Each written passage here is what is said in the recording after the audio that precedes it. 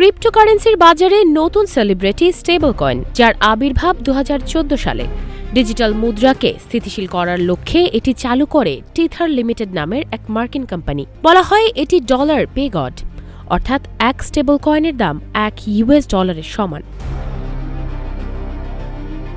বলা হচ্ছে ডিজিটাল কারেন্সির দাম ওঠানামা নিয়ে ব্যবহারকারীদের স্বস্তি দিতেই এই উদ্যোগ। টিথারের পর স্টেবল কয়েন প্রকল্পে নাম লেখায় যুক্তরাষ্ট্রের সার্কেল অ্যান্ড কয়েনবেজ এবং চীনের বাইন্যান্সের মতো ক্রিপ্টো জায়ান্ট কোম্পানি। এদিকে প্রায় 2 বছর ধরে বাংলাদেশের রেমিটেন্সের গতি ইতিবাচক। মধ্যপ্রাচ্যে যুদ্ধের মাঝেও মার্চের প্রথম 14 দিনে এসেছে $220 কোটি। এসব অর্থ ব্যাংকিং চ্যানেলে আসার সুবাদে $34 বিলিয়ন ছাড়িয়েছে রিজার্ভ। এজন্য বাড়তি প্রণোদনাও পাচ্ছেন প্রবাসীরা। তবে ব্লকচেন পর্যবেক্ষক প্রতিষ্ঠান চেইন অ্যানালাইসিস বলছে, বাংলাদেশে রেমিটেন্স পাঠাতে স্টেবল কয়েনের ব্যবহার বাড়ছে। গত 1 বছরে 2টি প্রতিবেদনে এই বিষয়ে মন্তব্য করেছে যুক্তরাষ্ট্রভিত্তিক গবেষণা প্রতিষ্ঠানটি। বলা হয় ব্যাংকিং চ্যানেলের দীর্ঘসূত্রতা এড়াতে পিয়ার টু পিয়ার নেটওয়ার্কের মাধ্যমে স্টেবল কয়েন দিয়ে দ্রুত টাকা পাঠাচ্ছেন প্রবাসীরা। এই ক্রিপ্টো লেনদেনের সিংহভাগই হচ্ছে টিথার দিয়ে, আর সেই টাকা দেশে উত্তোলন করা হচ্ছে মোবাইল ফাইন্যান্সিয়াল সার্ভিসের মাধ্যমে। এতে সময় লাগছে মাত্র কয়েক মিনিট। আরেক মার্কিন প্রতিষ্ঠান TRM ল্যাবস বলছে, ক্রিপ্টো অঞ্চল হিসেবে বিশ্বের দাপট বাড়ছে দক্ষিণ এশিয়ার।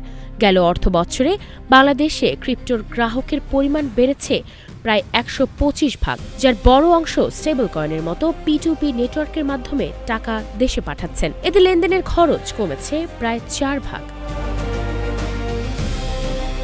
বাংলাদেশ ইনস্টিটিউট অব ব্যাংক ম্যানেজমেন্টের অধ্যাপক ড শাহ মোহাম্মদ আহসান হাবিব বলেছেন, কোনো ঝুঁকিপূর্ণ জায়গায় যদি কিছু করার অনুমতি দেওয়া হয় তখন বাংলাদেশের মানুষ নিজের সিদ্ধান্তে করে, কিন্তু যখন বিপদে পড়ে সকলে সরকারকে দোষারোপ করে। এখন ধরেন স্টেবল কয়েন, সেটার স্থিতিশীলতা মোটামুটি নিশ্চিত। সেন্ট্রাল ব্যাংক ডিজিটাল কারেন্সি অন্য জিনিস, যা নিয়ন্ত্রিত। এটা প্রচুর ওঠানামা করবে। এই ঝুঁকি বোঝার মতো সক্ষমতা সাধারণ মানুষের আছে কিনা? বাংলাদেশে ক্রিপ্টোকারেন্সির ব্যবহার ও লেনদেন আইনগত নিষিদ্ধ হলেও দক্ষিণ এশিয়ার ভারতের পরই অবস্থান বাংলাদেশের, আর বিশ্বের 13তম। ফ্রিল্যান্সিংয়ে যুক্ত তরুণদের বড় অংশও এখন বিদেশ থেকে পেমেন্ট আদায়ে ডিজিটাল মুদ্রা ব্যবহার করছেন। এর বাইরে অনলাইন গেমিং ও বেটিং সাইটে পেমেন্টের জন্য জনপ্রিয় হচ্ছে ক্রিপ্টোকারেন্সি। কেন্দ্রীয় ব্যাংকের কড়াকড়ি এড়াতে ব্যবহার হচ্ছে নিত্য নতুন সব গেটওয়ে।